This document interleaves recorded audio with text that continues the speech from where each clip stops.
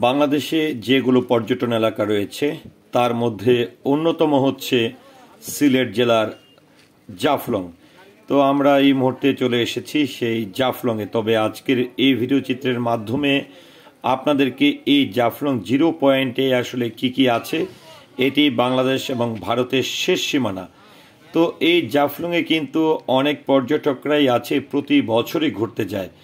তো এই জাফলংয়ে যারা এরই মধ্যে হয়তোবা ঘুরতে যাওয়ার সুযোগ হয়নি, তারা হয়তোবা এই ভিডিও চিত্রের মাধ্যমে একটি ধারণা পেয়ে যাবেন যে সিলেট এই জাফলংয়ে আসলে কি আছে, এই জিরো পয়েন্টে গেলে আপনারা কি দেখতে পাবেন। এই সকল তথ্য নিয়ে কিন্তু আমি আজকের এই ভিডিওটি তৈরি করেছি। সো আশা করছি ভিডিওটি না টেনে অবশ্যই আমার পুরো ভিডিওটির সঙ্গে থাকবেন। বাংলাদেশের সিলেটের গোয়েনঘাট উপজেলার অন্তর্গত একটি পর্যটন স্থল জাফলং।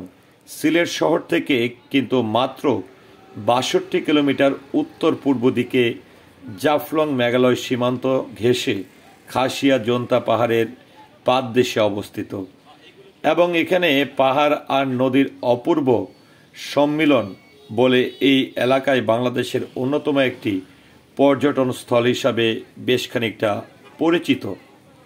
তাছাড়া পর্যটনের সাথে জাফলংয়ের পাথরের জন্য কিন্তু অনেক বিখ্যাত। শ্রমজীবী মানুষেরা পাথরের কাজ করে জীবিকা নির্বাহ করে আসছে সেই বহু বছর আগে থেকে।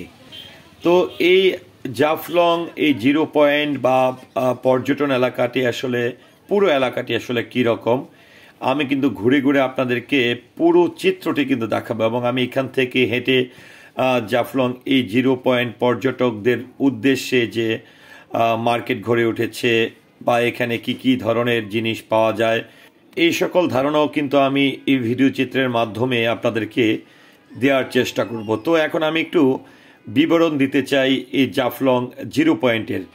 বাংলাদেশের সিলেটের সীমান্তবর্তী এলাকা জাফলং অবস্থিত। বাংলাদেশ অর্থাৎ এই জাফলংয়ের ঠিক অপর পাশে ভারতের ডাউকি অঞ্চল। ডাউকি অঞ্চলের পাহাড় থেকে ডাউকি নদী ওই জাফলং দিয়ে বাংলাদেশে প্রবেশ করেছে। এছাড়া পিয়ান নদী অববাহিকায় জাফলং অবস্থিত। সিলেট জেলার জাফলং, তামাবিল, লালাখাল অঞ্চলে রয়েছে পাহাড়ি উত্তোলন ভঙ্গ। এই উত্তোলন ভঙ্গে পাললিক শিলা প্রকটিভ হয়ে আছে, তাই এখানে বেশ কয়েকবার ভূতাত্ত্বিক জরিপ পরিচালনা করা হয়েছে বাংলাদেশের পক্ষ থেকে। বাংলাদেশের 4 ধরনের কঠিন শিলা পাওয়া গেছে, তার মধ্যে ভোলাগঞ্জ জাফলংয়ে পাওয়া যায় কঠিন শিলানুড়ি। এছাড়া বর্ষাকালে ভারতীয় সীমান্তবর্তী শিলং মালভূমির পাহাড়গুলোতে প্রবল বৃষ্টিপাত হলে ওইসব পাহাড় থেকে ডাউকি নদীর প্রবল স্রোত বয়ে আনে বড় বড় গণ্ডশিলাও। এ কারণে সিলেট এলাকায় জাফলংয়ের নদীতে প্রচুর পরিমাণের পাথর পাওয়া যায়, আর এই এলাকার মানুষের এক বৃহৎ অংশের জীবিকা গড়ে উঠেছে এই পাথর উত্তোলন ও তা প্রক্রিয়াজাতকরণকে ঘিরে। জাফলংয়ের পাথর ছাড়াও পাওয়া গেছে সাদামাটি বা চীনামাটিও, যদিও সেখানে মাটি বা বালি পরিশোধন করার মতন কোনো অবকাঠামো নেই। এই এলাকায় যেসব সাধারণ বাঙালিরা বসবাস করেন তেমনি বাস করেন উপজাতিরাও। জাফলংয়ের বল্লা, সংগ্রামপুঞ্জি, নকশিয়াপুঞ্জি, লামাপুঞ্জি ও প্রতাপপুর জুড়ে রয়েছে 5টি খাসিয়াপুঞ্জি।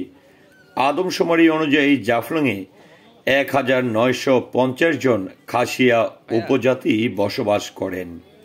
তো আপনাদের সামনে এই জাফলংয়ের পুরো চিত্র দেখানোর পাশাপাশি আমি কিন্তু একটু বলে নিচ্ছি আপনাদেরকে যে আমি হোটেল থেকে বের হই একদম জিরো পয়েন্টেরই একটি হোটেলে আমি উঠেছিলাম।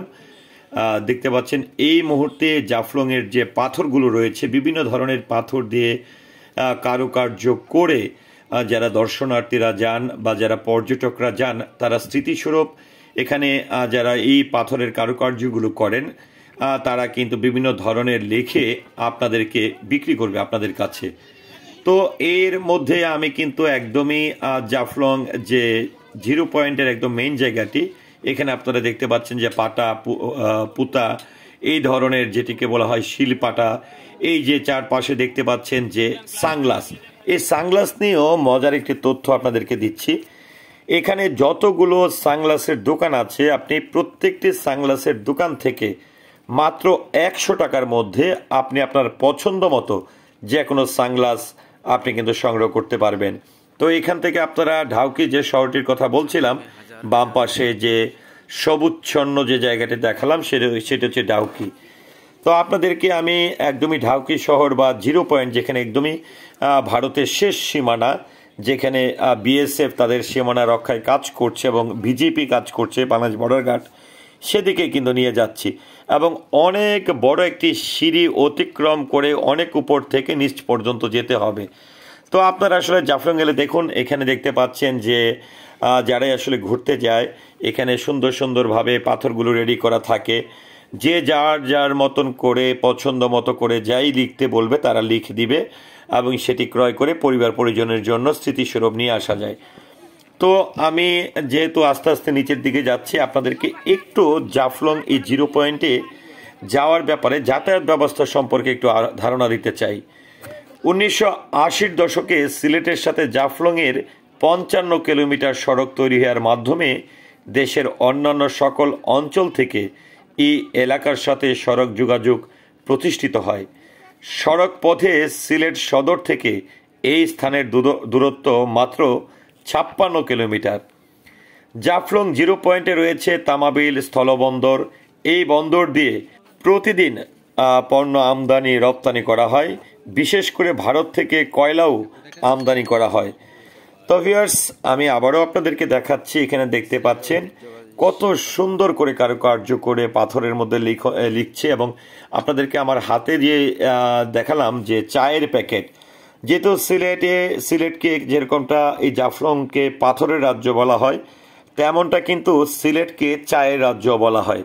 তো অনেকেই আপনারা যারা ঘুরতে যান তারা কিন্তু এখান থেকে ভালো মানের সব ধরনের একদম চায়ের মধ্যে বিভিন্ন ধরনের কোয়ালিটি কিন্তু থাকে।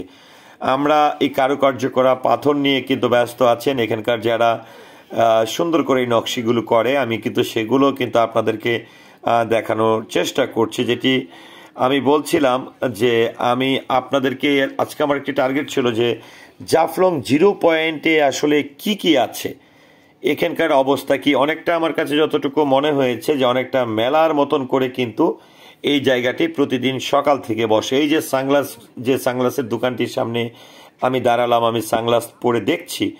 এখানে আপনি সানগ্লাস ক্রয় করতে যেয়ে কিন্তু কোনো ধরনের প্রতারণার শিকার হওয়ার কোনো সম্ভাবনা নেই, কারণ প্রত্যেকটি দোকানে কিন্তু একটি নির্দিষ্ট দাম নির্ধারণ করা রয়েছে। অর্থাৎ আপনি যে কোনো চশমা যদি এখান থেকে বা সানগ্লাস ক্রয় করেন 100 টাকার মধ্যেই কিন্তু ক্রয় করতে পারবেন।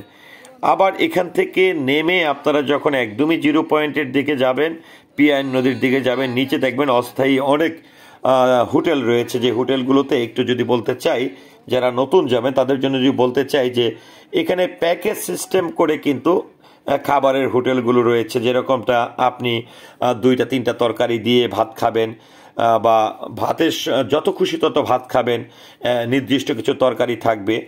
তো সেগুলো আসলে কথা বলেই আসলে আপনারা সেখানকার খাবারগুলো খাবেন। তো ভিউয়ার্স, এই নিয়ে ছিল জাফলং জিরো পয়েন্ট থেকে আমার ভিডিও।